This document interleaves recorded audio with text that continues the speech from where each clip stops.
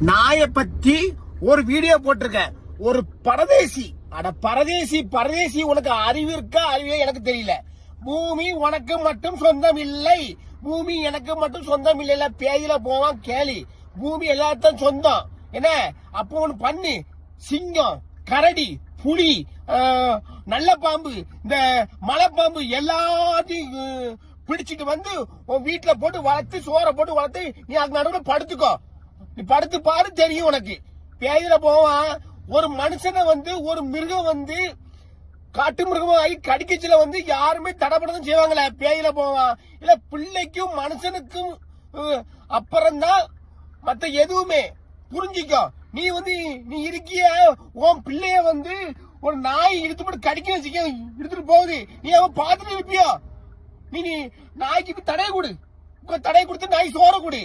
செத்த பையில பாசமா இருங்கள. இல்ல என்னைக்கு வந்து பிள்ளைக்கு உடனே துடிங்கல அவ்வளவு வரும். பேயில போவாளுக்கு எத்தனை கொலை, எத்தனை இது நடக்கு. அதுக்கெல்லாம் எவனும் கத்து கிடையாது. இதுக்கு தடை செய்யுங்க அனுபவம்.